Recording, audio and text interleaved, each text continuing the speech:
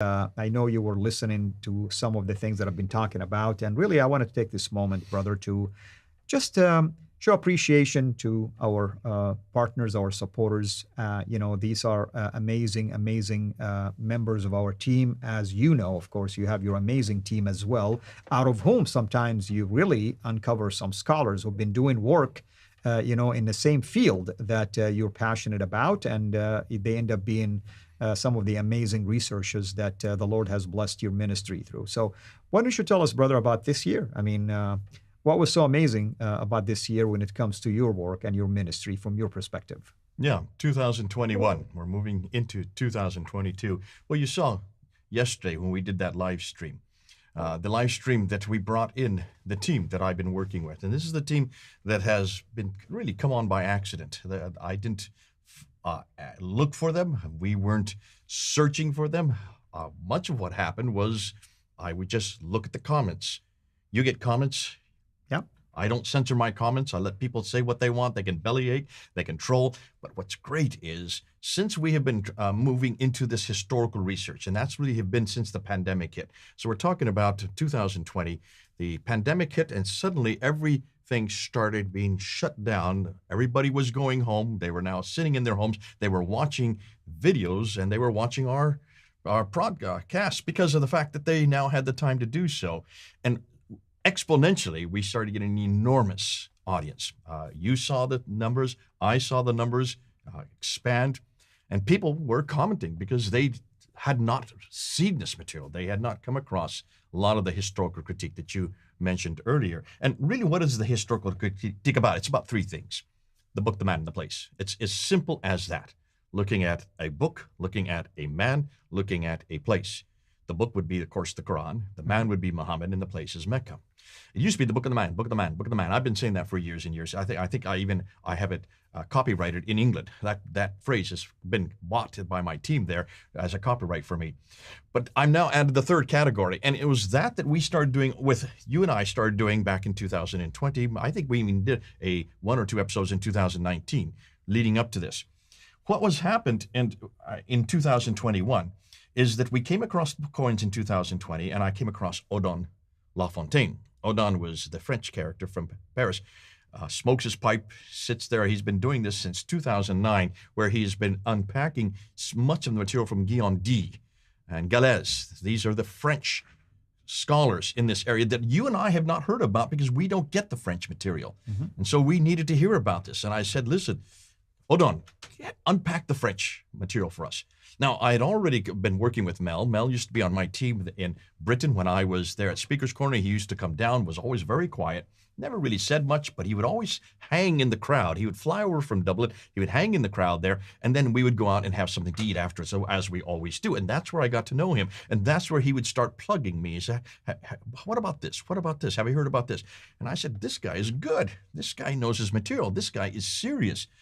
So that was way back in 2014, 2015. We're now in 2021, and you have now benefited from him because I've sent him on to you to make sure that you also get this on your channel. Well, Mel was the one that introduced me to Paul from London. Paul from London has been working on what we call the Jerusalem thesis, and he was the one that brought that. And you heard about him, you saw him yesterday, the first time you've ever come across him. And he has come back with a whole nother paradigm of saying, not only is it Petra we need to look at, which Dan Gibson has really introduced, we need to go even further back, close and even earlier to Jerusalem itself, because almost everything that we see in Islam has come out from an antecedent. And much of the antecedents, not all of it, but much of the antecedents can be found in Judaism and Jerusalem more specifically. At the same time that I got to know Mel, he then introduced me to a guy from the Middle East called Murad. And Murad, what a character. Wasn't he delightful yesterday? Absolutely. And of course, Dr. J is referring to the panel discussion that we had yesterday, where we have the likes of Odin, Murad, Paul, we had Thomas, and I haven't talked about Thomas yet because that's the most explosive, probably the farthest reaching.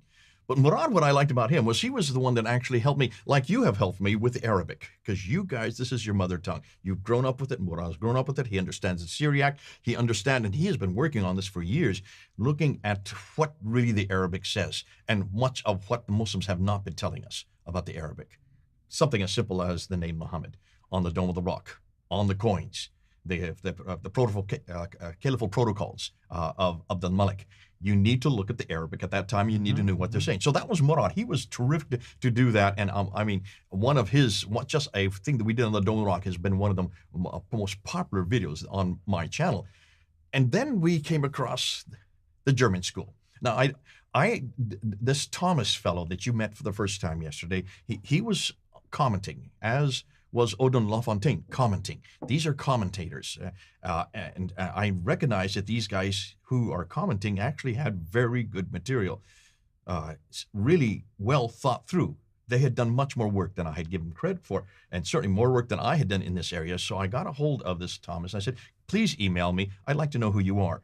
You really know your material. He was giving dates, names, places, events. This is the kind of thing you're looking for. You need to need dates, name, dates, place, and events. This is the historical categories. And so we got in contact, and here I found out that this guy represents the Inada school, which is all the German scholars, people like Golzer, or before the Inada was invented, but now people like Gerd Puin, Dr. Oleg, Dr. von Bolfner, people like Dr. Gunther Lulling, Christoph Luxemburg. These are all names that you well know, but no one really has taken their German material and put it into English so we could understand it. Right. So I said to Thomas, I already have a guy who's doing this in French, Odin Lafontaine. How about you doing this for us in German? Show us what the Germans are coming up with or have already found, but we in the English-speaking world haven't found yet. And so he came on only about a month ago. I've only had him for about a month, maybe a month and a half. And I have never seen the numbers I'm getting now. We're just exploding. And because the reason why is because the Germans have come across a whole new area of research called the Aramaic antecedents, not just the Aramaic Qur'an, as what we're going through right now, but also Aramaic everything. Wait to see what I'm going to introduce in January. I don't want to give any away, because in 2022, we're going to be expanding on this Aramaic antecedents. We're going to show you that much of Islam comes out of the Aramaic world. Now, because of that, these guys and gals, because we're going to also be introducing some gals coming up, but there's another guy that I just want to say, Lloyd de Jong, who comes out of South Africa, who has been really a scholar on Sharia law and also on the Sirah. He's yet to join the team. He'll be coming in January. When you go and look at these people and look at what they're saying, they have come up and they're the researchers, they're the thinkers, they're the ones who are actually unpacking it, but they don't have the vehicles to get this out. You have the vehicle, I have the vehicle. It is your channel that, over 103,000 subscribers. You're approaching almost 10 million now views. I'm just about ready to go, or in fact, I may be even over 60,000 by today. I've got 10.5 million views. Praise the Lord. We have a huge platform. You have a huge platform. I've got a huge platform. We can be mouthpiece for these guys because they don't have platforms like that. But yet their material needs to get out for the whole world. The whole world needs to hear this because it's that censorship that's going on academia. We talked about it in one of our episodes, this censorship that is shutting this down so the world can't hear it because the Muslims do not want the world to hear this. They don't want it, and they're putting all kinds of death threats on us. They're putting all kinds of shutting down academically. They're shutting it down. As far as funding, they're shutting it down. They're trying to get us off Twitter. They're trying to get it off YouTube. Look and see of all the strikes that people like David Wood's getting and Hatun Tosh is getting. Strike after strike after strike. They're demonetizing. They've demonetized Dave Wood now. They're trying to do everything they can to shut us from critiquing, especially this, because once you start critiquing it, we don't even have to come to conclusions. We let the hearers come to their own conclusions. But we still need to be there. We need this freedom, which means we also need to be funded, which means we need to keep on the air, which means we who have the big platforms, you have a big platform, I've got a big platform. We are number 5 and 6 worldwide when it comes to Christian platforms that are confronting Islam. There's no one, you, I, and Hatun are the 3 that are doing the historical critique. David Wood is bigger than us. He's not doing the historical critique. We have an obligation to make sure that this gets out so the whole world hears it. That's why people need to make sure they keep funding you. People need to make sure that they keep funding SIRA International because it's SIRA International that is the vehicle where we get this. Where else do I do this but with you? I don't do this with anybody else. I don't have this kind of expertise. I don't have this kind of technology. I just work out of my office in my home. That's it. I have no one else on my team. You have got a much bigger studio. You have got a much better material to work with, but you also need to put out an awful lot more outlay to make sure that we get these, not only these high definition films, but also that they get out in the quality that only you are able to afford. That's why I'm here to help you out. I want to make sure that Appreciate it, people brother. fund what you're doing, that people undergird what you're doing, that people continue to give money to what you're doing. Because unless they do, we can't get this out to the world at the same level that we have been able to up to this time. So I'm turning to people who are watching you. Make sure that you go to his PayPal, that you go to his Patreon button. You can see where the PayPal button is. You can see where the Patreon, and make sure you support him.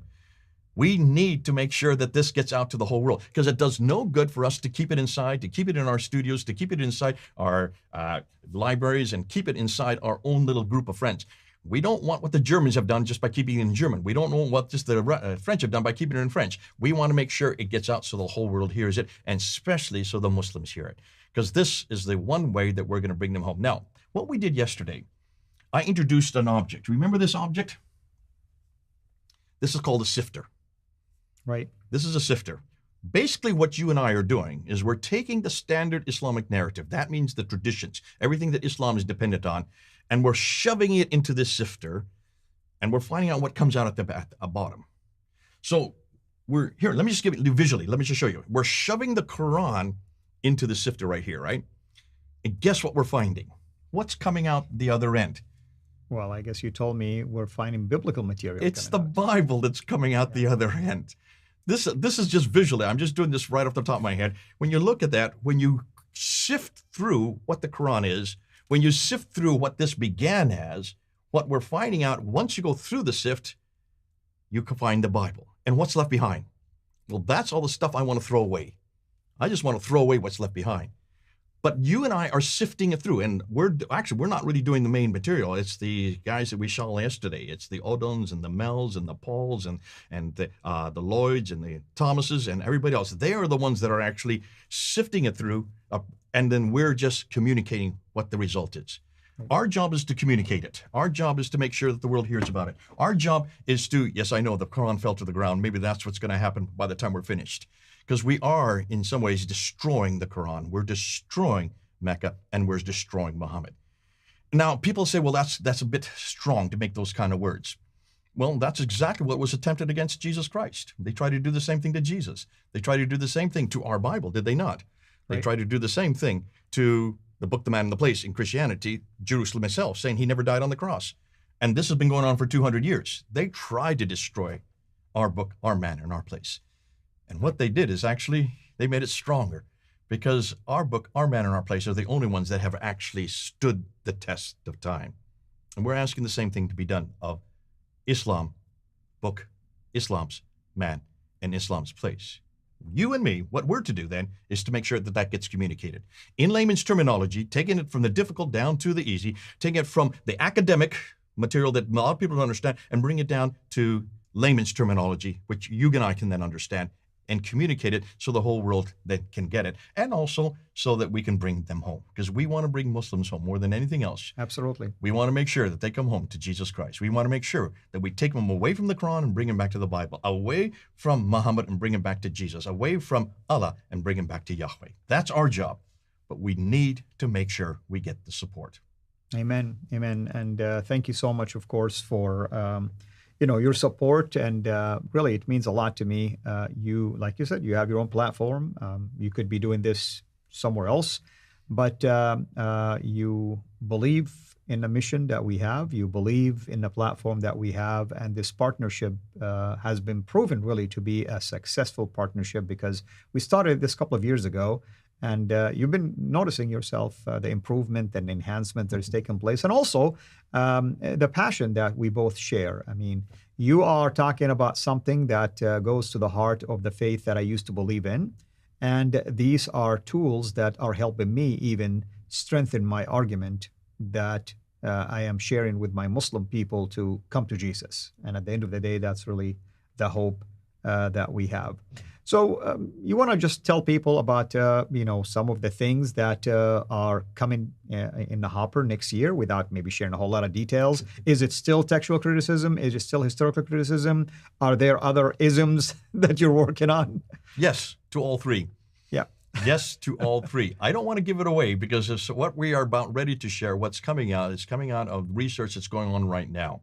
And I have to wait till 2022 to not only be so that I understand it and work through it and also unpack it myself. I have to be able to know what it is before I can communicate it. We have a number of teams that are working on it. What we are now finding is there's a whole lot more about the Quran that we haven't yet that we have yet not told the world. There's an awful lot about who Muhammad was. If there was a Muhammad, as far as I'm concerned, there was no Muhammad. There was no guy named Muhammad. Oh, there are many people called Muhammad. It was a very common name. Umar, in 638, used the word Muhammad. Muawiyah, in 661, used the word Muhammad. We do know also Abdul Malik. He put it right there on the Dome of the Rock. And of course, when you look and see that Muhammad, is referring to everything, not Muhammad from the Hijaz. That's Jesus Christ is the Muhammad. So you can see Muhammad is certainly a name that's very popular, but is it the Muhammad of the Hijaz? Absolutely not. There is no Muhammad. And I don't really care. I don't really want to find Muhammad because you're not going to find him. You'd be wasting your time. What I want to more look at is once we have cleared that away, and what we're going to do in 2022, we're going to introduce some real damaging material on Mecca. You know what I'm talking about because we've just filmed it. That's right. This stuff is really damaging. And then we're going to start introducing what we're now finding about, not just the Quran, but even the 5 different stages of the Hajj and many of the practices. They do come from somewhere. Hold on. 2022, all will be revealed. Yeah. Someone is making a comment, just asking a question, I guess. We sometimes tend to focus on the Umayyad period and Abdul Malik. Do you have any plans to explore also the Abbasid period? I have to be careful because I don't really care diddly swat about the Abbasid period. Why? Because that is nothing more than a narrative that has been imposed on everybody. So we can say the standard Islamic narrative probably originated at that time? It was the standard Islamic narrative is the Abbasid narrative. Right. There is nothing prior to 749 that's after 749 that really concerns me per se in this argument. When we talk about the historical argument, everything went wrong after 749. So what you're saying is you want to focus on the gap. Well, I not only want to focus on the gap, I want to see why it even became what it was. I want to look before 7th century. I want to start with the 2nd century. Go to the 3rd, 4th, 5th. This is where Thomas is going to be coming out. He is actually, we've already recorded it. It's yet to come out. I haven't put it up on Pfander film. We've already started from the 2nd, 3rd, 4th, 5th, 6th. We're going to look and see how is it that Islam even became? What is it that created Islam as we know today? To understand that, you have to go right back to the time of Jesus Christ and follow the evidence on the ground. Have we not said that all the time? Just follow the evidence on the ground. How many times have I told these numismatists who have these coins, and they're trying to impose all this stuff onto the coins? I said, would you stop imposing and just read what's on the coin? Tell me what the coin is saying. We talked a number of earlier about this Van Putten and Haydn Skidky, I'll get it right. Haydn Skidky, who were trying to impose everything they can on the manuscripts that they're looking at, and they're trying to find that Quran, that archetypal Quran. And I said, we just stop trying to impose and just read the text, what it says. Let me ask you this. I mean, these are smart scholars, smart writers. I read their articles. And like you said earlier when we were doing one of the shows, I mean, they're not trying to really lie to the audience, but they bought into the standard Islamic narrative. So what do you think making, scholars in general who are still buying into the standard Islamic narrative to at least resist looking at the other data and writing about the other data and discussing the other data? I think you're asking something that we have to be careful how we answer. I can understand why the Van Puttens have to do what they're doing. I can understand why Haydn Skidky had to do what he does, because look and see where he gets paid. Where does the money come from? Where do his salaries come from? All these guys who are in Germany, look what happened in the 1970s with Gunther Lulling, when he dared to ask the unquestionable. And he dared to ask, maybe the Quran has an antecedent to it that is nothing to do with Arabic. It has much more to do with Aramaic. Look what happened to his doctorate. Highest award that you can get for a doctorate. Should have been given a professorship. He was thrown out of the university into obscurity. And for 30 years, he was thrown into obscurity. This is what happens even in Europe. This is in Germany. We're not talking about the Middle East now. We're not talking in places like Pakistan or Indonesia. We're talking about Germany, of all places, in the 1970s, 50 years ago, this was already happening. This is why almost all of those who are my colleagues, and you know what I'm talking about, in our group, of scholars. How many scholars you know who have had to do 2 different doctorates? One doctorate they had to do to get past the tests, and the other one they had to write that came after they got their doctorate.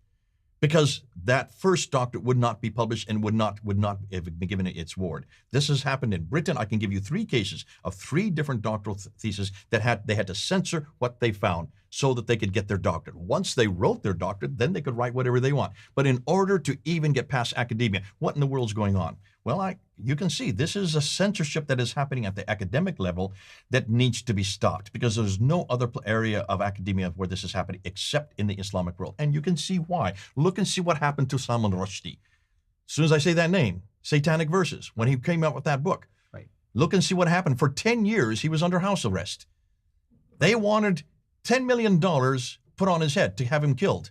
Look what happened to Taslima Nasreen. She had to leave Bangladesh just because she dared to criticize the Meccan surahs. Look what happened to Fazlur Rahman. He was killed because he tried to say that there's a difference between the Meccan and the Medinan surahs.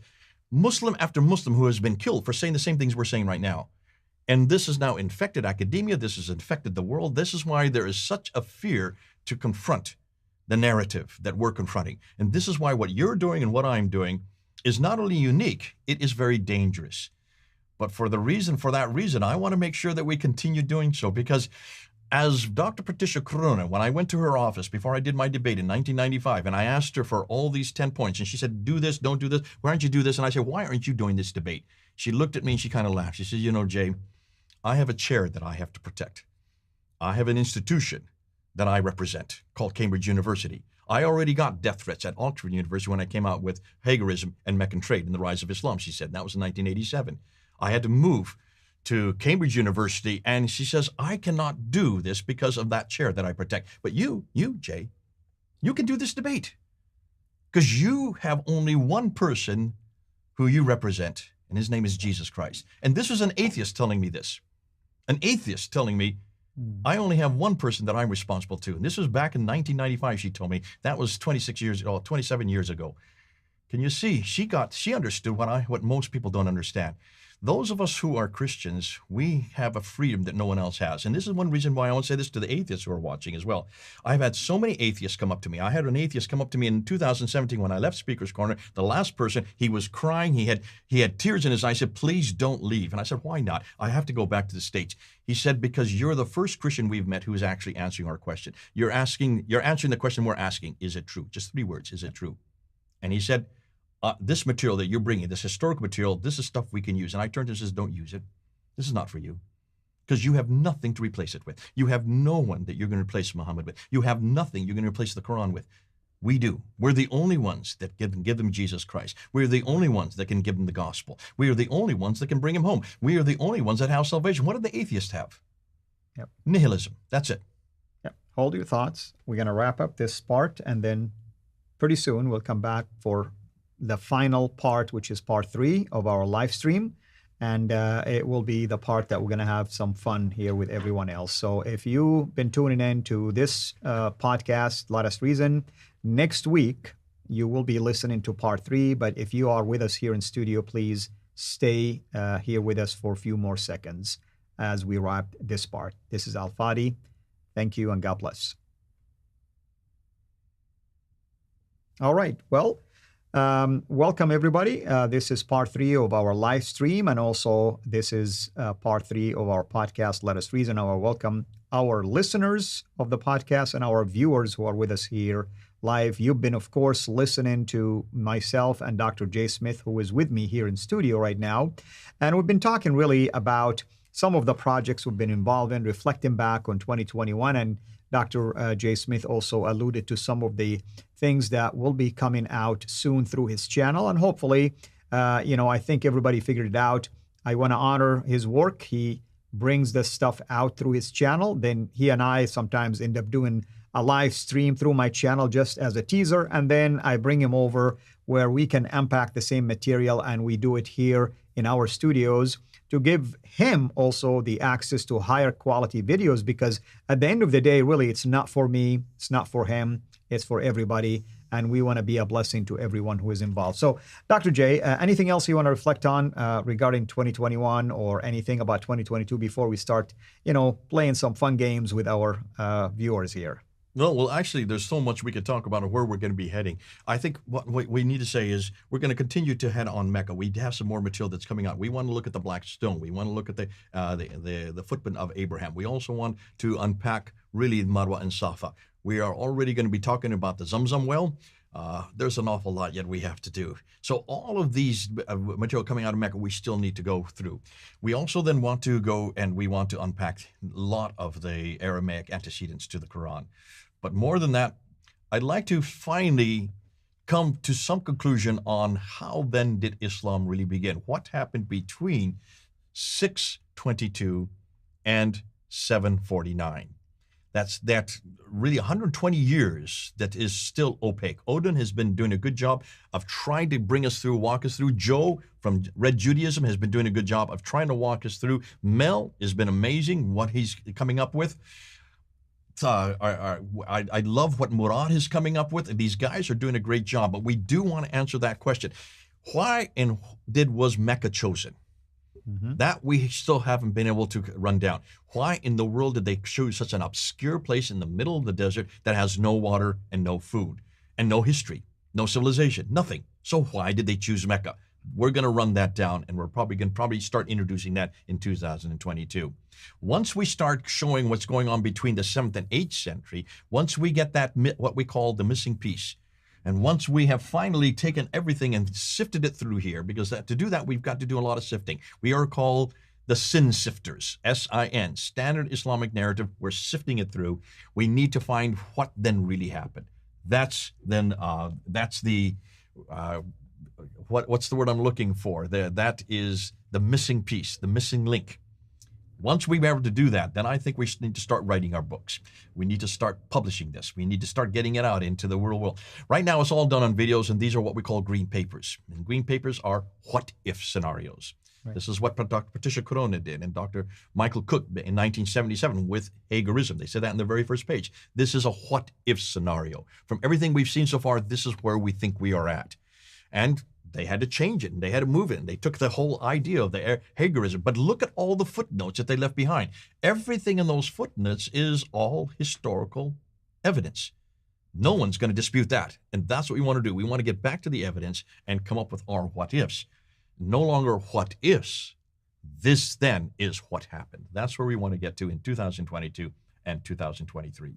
It's wonderful. And again, folks, with me here in studio is Dr. J. Smith, and we've been really talking about the many projects we've been involved in, either together or at least the projects that he has been unpacking for the last couple of years. Really, every year there is something new, even if it is the same topic, like, for instance, whether it's the Qibla, whether it's Mecca, whether it's Muhammad.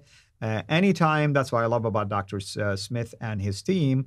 Anytime there is new information out there, he's not holding it back from you. He is not writing an article that you can wait a year and a half to publish, and by the time it's published, there is so many other discoveries. No, we are bringing it out to you immediately, whether through my channel, live stream, through his live stream, or through his channel. The idea is we want you to benefit from it immediately, especially, I'm speaking to you, my Muslim friends. We're doing this out in the public. Many times you see us here in the studio or in his own live stream or in his own channel with stacks of books. Why? Because he wants you to know which book talk about what, who's the author, and you can go and buy it. And, I remember one time we were talking about the different, variant readings of the Qur'an, and we gave you even the website, and I think they ran out of products or inventory, that week, because we've encouraged people to go and do so. For now, I'm going to spend the remaining about 20 minutes or so as really an appeal to both of our channels. First of all, I encourage all of you to consider supporting Dr. J. Smith and his effort, supporting him through Patreon, supporting him through PayPal, subscribing to his channel, spreading the wealth of knowledge out there by sharing his videos, even reaching out to him if you have any data about things that he talked about, any articles, any sources that you feel like he should really look at. For instance, he has a team that can, sift through it, no pun intended here, to let him know if there is any material or data in there that worth doing maybe some further exploration and finally doing maybe even a show or a series of videos on that. But at the same time, we want you to know that things like this don't happen out of nowhere. I mean, there is always a cost associated with things like this, and you blessing him and blessing his ministry can go a long way. By the way, Dr. J. Smith, just because when we talk to you about money, we're not talking about a millionaire. People tend to think like somehow when we're discussing about supporting a person or supporting a ministry or supporting a channel, somehow you're making that person wealthy. Not at all. The costs are going up.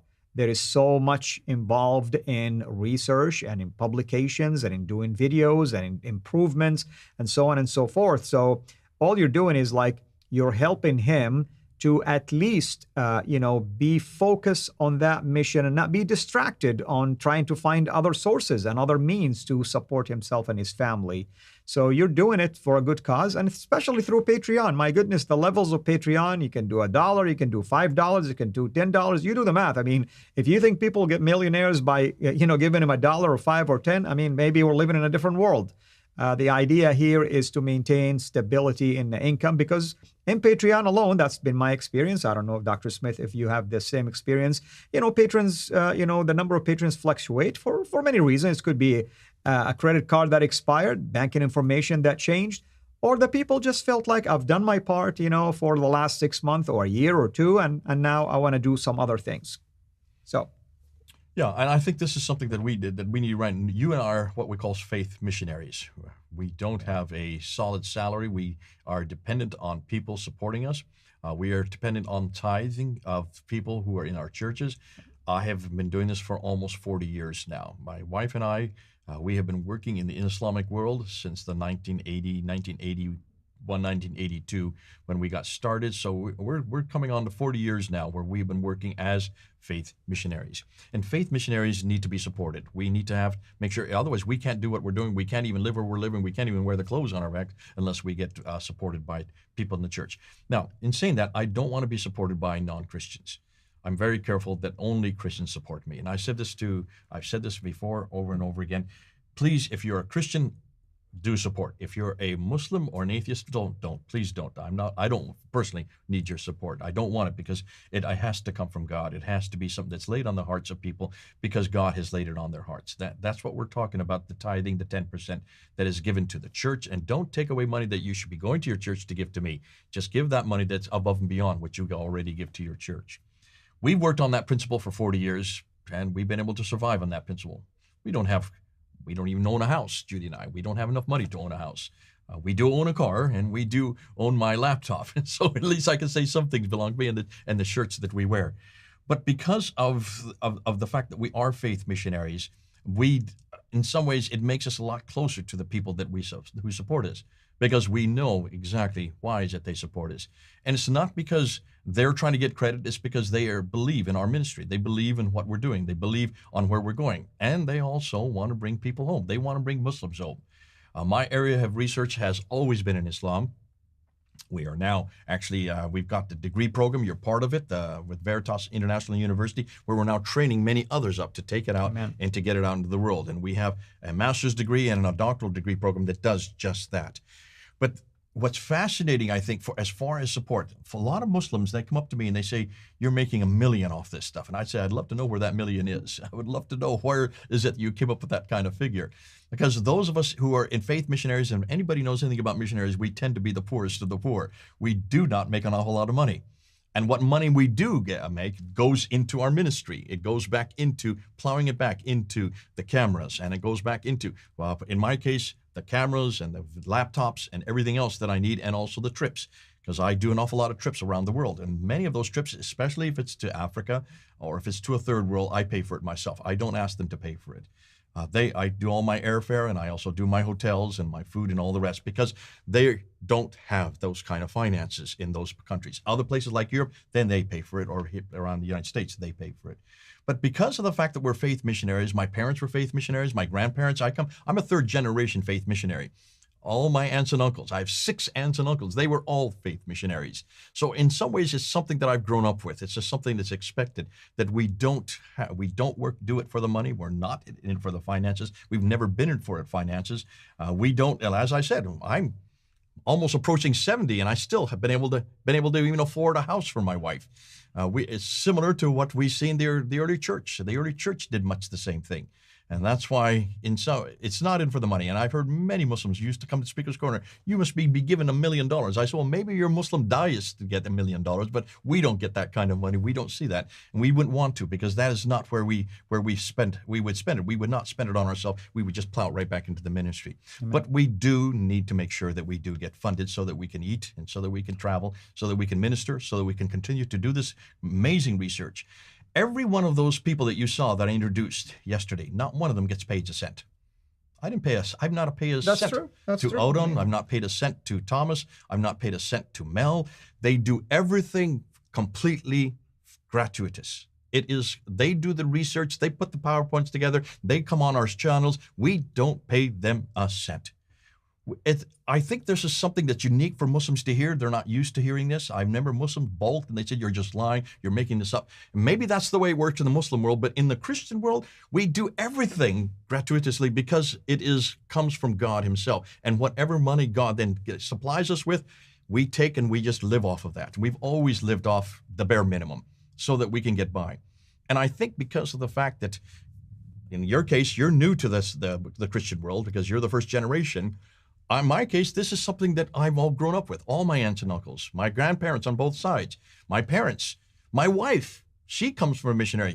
Her whole life, she used to tell me that there were times when she had 4 brothers, and they were about ready to go on a vacation, and suddenly there was no money came through. They had to cancel the vacation. This is something those are the kind of stories we've grown up with all our lives. It's not something we do for the money. There is not money in mission work. We don't do it for the money. We do it for the love of Jesus Christ. Amen. And we do it for the love of bringing people home to him and nothing more. Amen. And I want to, like you heard our brother says, it's not about the money, but, so support is always helpful. With that in mind, I want to really issue this Loving Channel challenge to your viewers who are watching us right now and my viewers. Would you consider, at least if you haven't been supporting him or myself on Patreon, would you consider the challenge of having 25 Patreon supporters on his channel, Pfander Films, by the end of the year, and also 25 on my channel, Sira International. Remember, Patreon and patrons are very, very difficult because the numbers fluctuate. In fact, I lost more than I gained this year. That's, again, God always provides. We're not here to sit down and mourn, numbers. It's always helpful. So my challenge to you, consider to become a patron for my brother. Consider to become a patron for me. We're looking for 25 people on both of these channels. Also, the Lord puts you in your heart to give through PayPal. That's fine. Some people love to do that. In fact, I'm going to give you right now a kind of a fun part for giveaways. So I'm going to ask my own viewers on my channel if you can list to me the names of the people that Jay just mentioned. The researchers, the ones that have been supporting him. In the next 1 minute, if you can list all these names, I think there are 5 of them, you will receive one of the giveaway books. And make sure you go to my channel, you go to my, website, sirainternational.com. Email me your address. I cannot really send you the giveaway if I don't have your name and your address, Like I said, out of the people that we had last time, only 3 reached out to me and gave me an address. I won't be able to reach out to the others. I tried, but unfortunately, unless you come to me and you give me that information, I won't be able to find you. So you have 1 minute from now to go ahead and do so. Any of you who will be willing to give, even to my brother or me, a one-time, maybe 250 through PayPal right now, let us know. I'll be more than happy to give away a book, whether you gave it to my brother through his channel or mine. We want to help support his efforts just like we are prayerfully asking for the support of our efforts. So, can you think of any giveaways, for instance, that you want to give to people, or questions you want to ask them? Let's have fun with them. Well, I would suggest that I think one of the things that we would like people to see, and I think one of the things we've asked people to do in the past, is if they have queries that they really feel are queries that are coming up from the academic world, we would like to see them. We're not seeing that so far. What's fascinating to me, and you asked me this yesterday, what kind of pushback are you getting from the Muslims on this new material? For the last 2 years, I'm not getting much pushback at all from Muslims. What I'm doing is I'm getting a lot of ad hominem from the Muslims. Mm-hmm. We don't. The ad hominem is not what we want to see. We want to see actual critically and analyze substance to their queries. We want to see why is it that if something like what happened with Christoph Luxemburg when he came out with his material in 2000. We're now in 2021. Why is it 21 years later? Why in 21 years have they not come up with a bona fide critique of his 7 steps, the 7 steps that I introduced about a month ago? Why has that not come out yet? Where has anybody gone through and looked at what he did to the codicogical material with the lexicons, with looking at the harakat and the ijabs? Why is it no one's really dealt with that? Why is it they haven't gone back to the Aramaic, the lexicons that are there? None of this has been done yet. And so until that is happening, we're going to continue just keep working on it. But we're looking and asking, maybe someone who is watching here has been able to come up across some academic work, has been able to come across some academic response, critical response, that can actually ask the questions that we need, because that's how we get peer reviewed. We know, I remember when Dan Brubaker put his book out in 2019, it took us 6 months before Haydn Siski even came up with an article. You want to show his book? You have it right here. Let people see it. We encourage people to go and get it. It's a very simplified book, just a fraction of his research on basically on his dissertation PhD. This small book, how many pages? It's only about 100 pages. 100 pages. So it's 110 pages. You know how many pages were written now to refute it? Probably approaching 1,000. Certainly, you have Alta Kulic. Alta Kulic, he did his Steyr Alta Kulic wrote just a year and a half ago. He did over 110 pages to try to refute it, and that he printed and published in his Irsisa, his own organization. Yeah. What's fascinating, Haydn Siski, I think was a third, about 30 pages long, his criticism of this. When Dan Brubaker came up with a response to that criticism, went back to that journal, that same journal that published his criticism, they wouldn't take it. They said there's no need to do it. We don't do responses.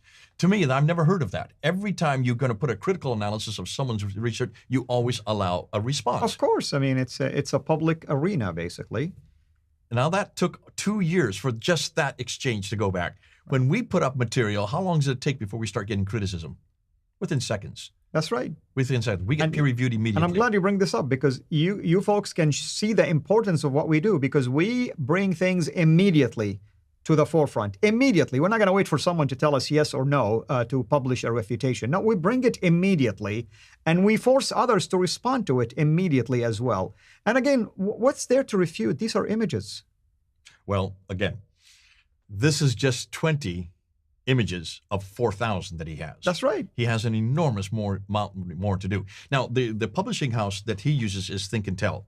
And we're going to be doing all our work through Think and Tell. We're going to actually start publishing book after book in Think and Tell. This is the first time many of you have heard of this. You've never heard of Think and Tell before. Yeah. It's going to be a powerhouse publishing organization that's putting out all this new historical material. Dr. Daniel Janasic is now going to start using Think and Tell. We know Dan Brubaker is going to continue using Think and Tell. I'm going to start publishing my books through Think and Tell.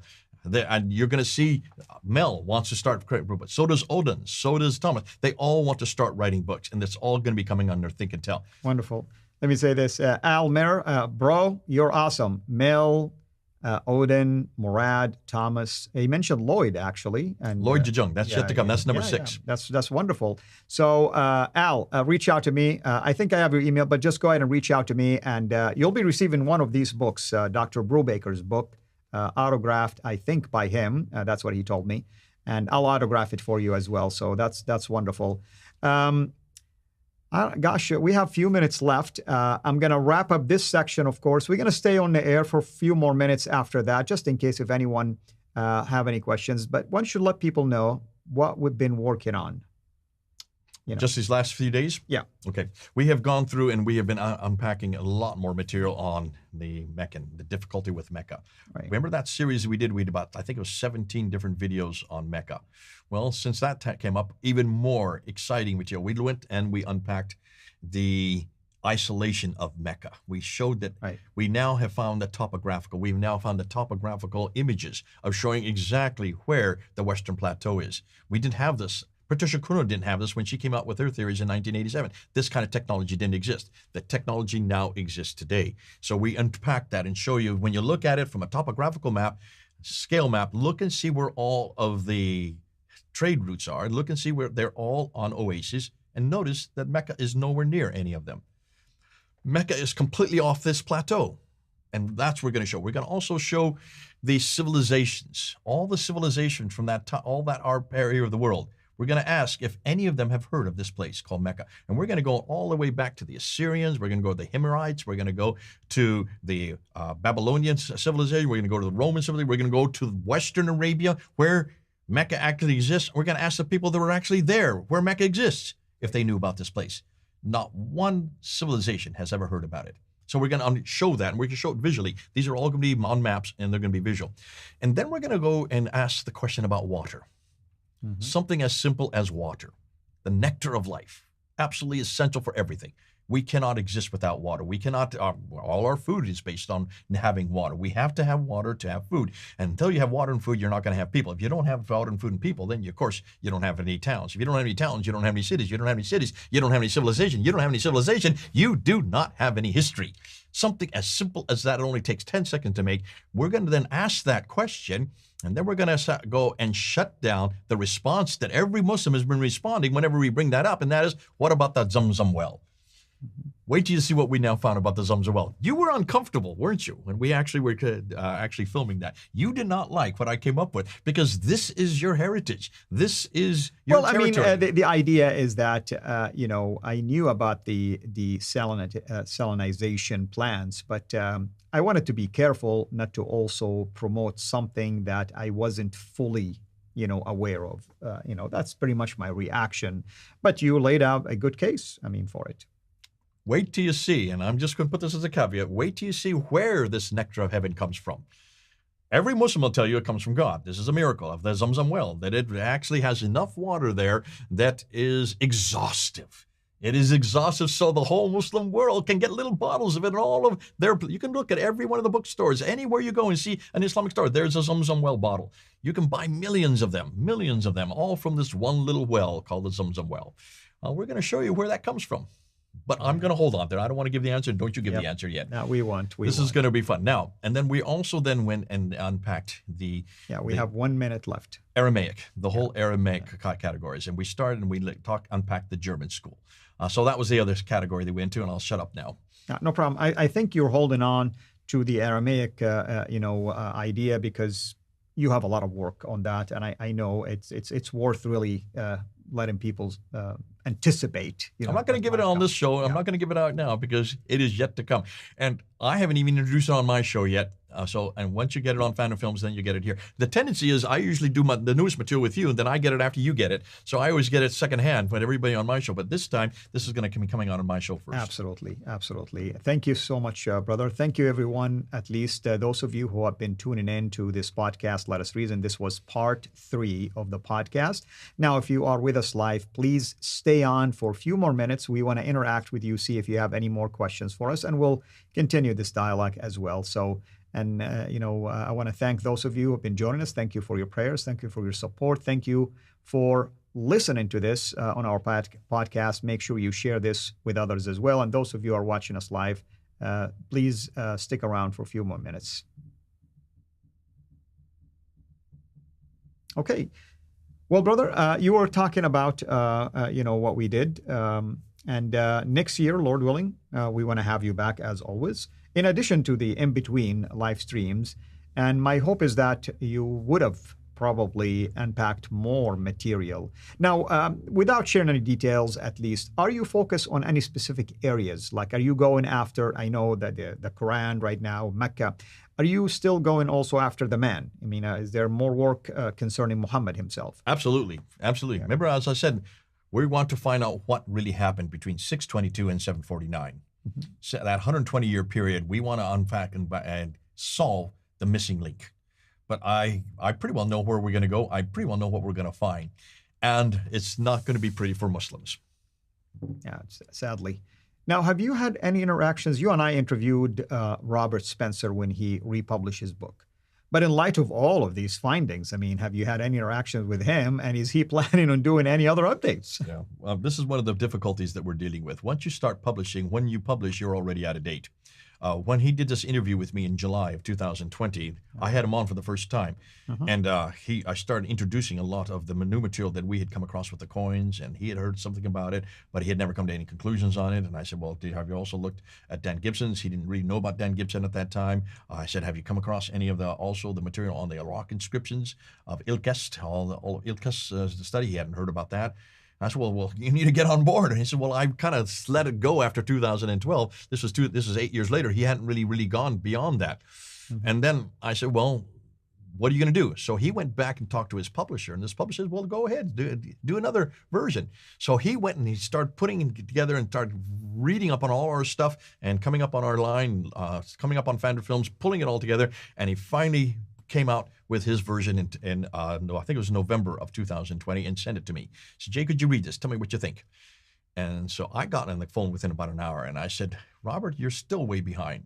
You haven't even come to any conclusion on the coins. You haven't even followed through what we're now finding, with the rock inscriptions. And I said, this is all stuff that's happened since July. He said, well, I've already sent it to the publisher.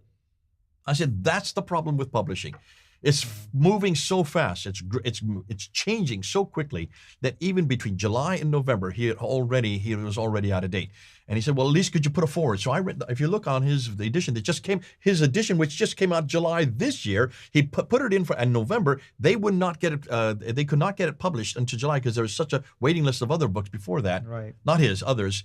That this was another 7 months later. So it was already almost a year out of date.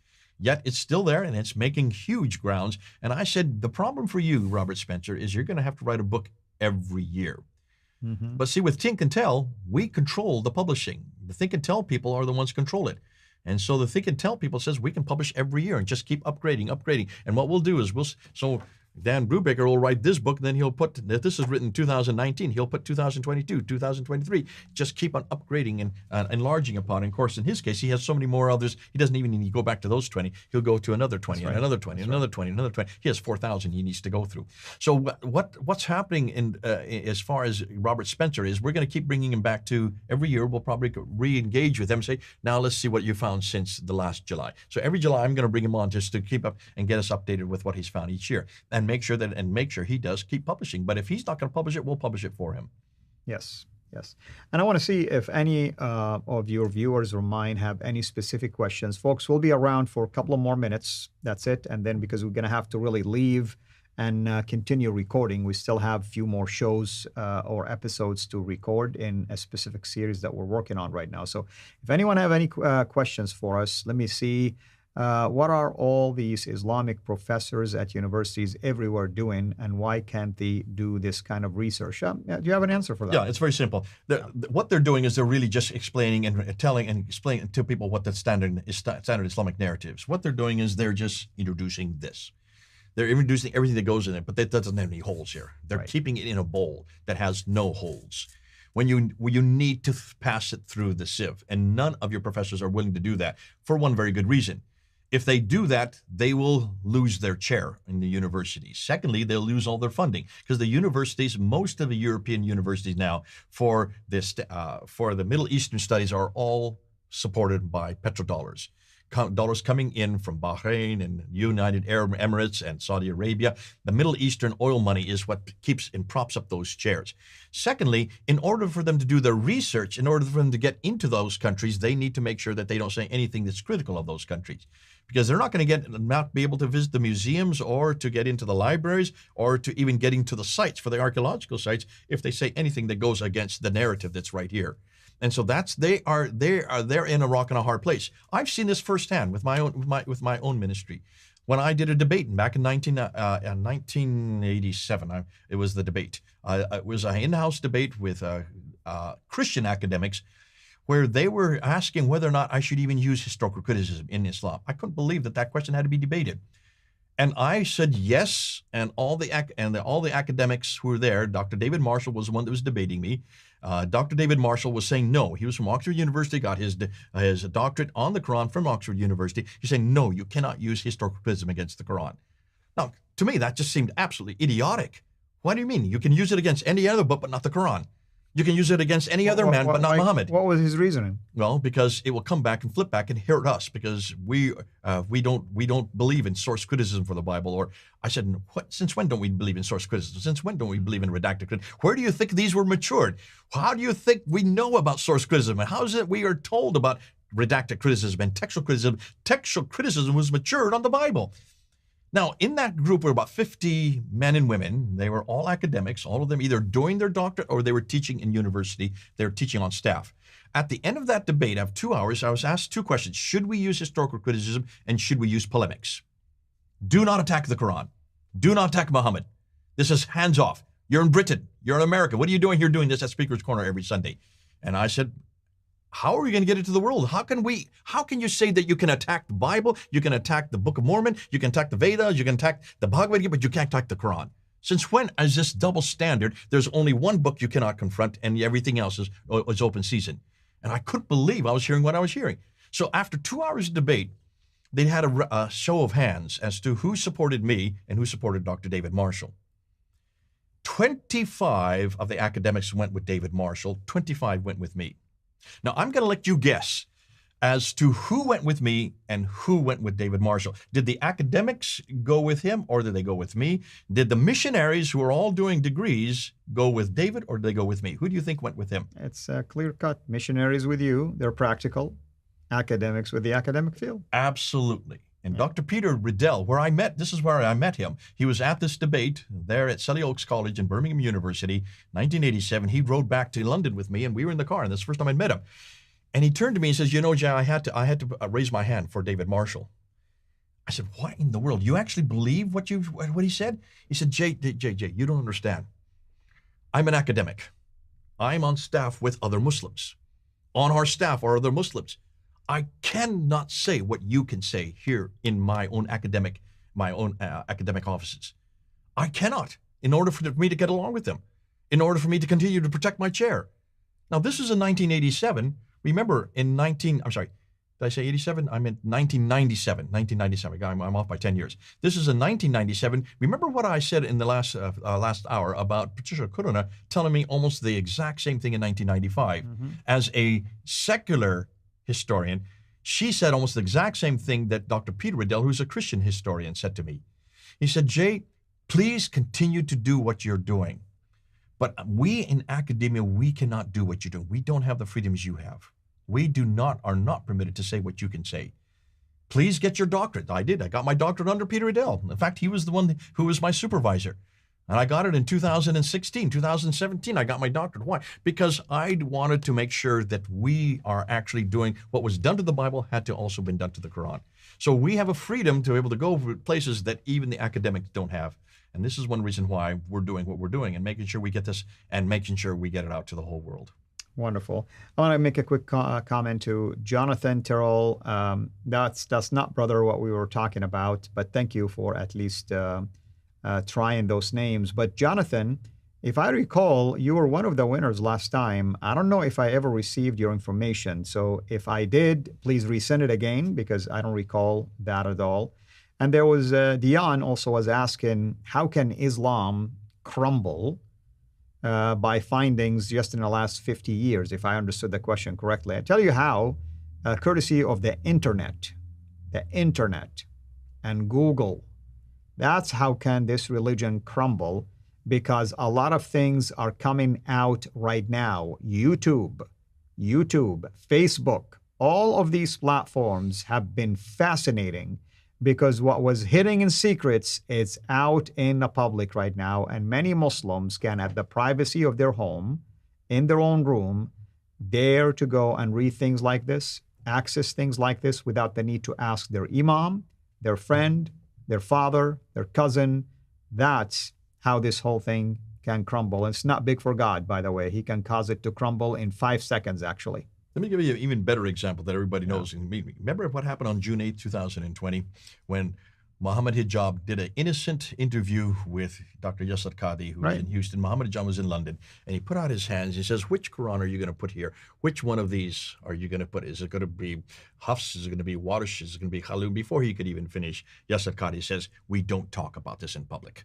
This is something that not, for the last 1,000 years, Muslim scholars have not been able to answer.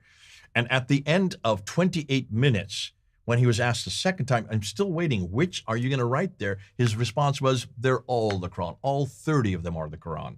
And I just started clapping. Now, I had no idea I was watching history while that was happening. Within 2 weeks after that interview, we put it up there. I had put it up there. I had within a few hours, I already had a 37-minute video that shut down everything and would ask a question about everything that was said on that 28 minutes. Hatun Tosh had a video. David Wood put a video. I don't know if Sam Shamoon put a video or not, but all of us put videos up there. Islamic Critique also put a video up there. And I did something on it as well. Did you do something on it as well? Yeah. And within 2 weeks, all the comments that were there on both Hijab's site and on Yasir Qadhi had to be shut down. They had to be deleted. They had to shut down all comments. They did it themselves, not YouTube. They did it themselves. They did. Yeah. Oh, no, this is you can only shut down yourself. You shut down your own comments. Why did they do that? If you had been watching and reading those comments, hundreds and hundreds, not just few, hundreds of Muslims were saying, I'm leaving Islam. I'm leaving Islam. And my blood is going to be on your shoulder, Dr. Yasir Qadhi. My blood is going to be on your shoulder, Hijab Muhammad, because of what you said in that interview. They had never heard this before. Now, why did Hijab even have that interview? Because we held up 26 Qurans at Speaker's Corner in 2016. Hatun Tosh had found them. And we said, you've got a problem here because there's not just one Quran, there's 26. Every one of them is different. No two are alike. That happened in 2016. One interview of 28 minutes did so much damage that by August, this is June, July, August, 2 months later, they had to delete that interview from both Hijab site and Yasir Qadhi's site. You won't find it on their sites anymore. They had to delete it because so many hundreds of Muslims were leaving Islam. If one little interview could do that much damage, using the internet, you've made our point. This is what's going to destroy Islam. It is something as simple as a little interview just asking 5 questions. Is this the same Quran that's in heaven? Is it the same Quran that Muhammad received? Is this the same Quran that Uthman canonized in 652? And if it is so, then why are these different names? Why 30 different names? Why 30 different? Why 93,000 differences between them? So how can you say there's one Quran? Which one is the one that's in heaven? Which one is the one that is in those original manuscripts? In fact, where are the original manuscripts? In fact, why is it the 5 that were created? Why is it we can't find even one of them today?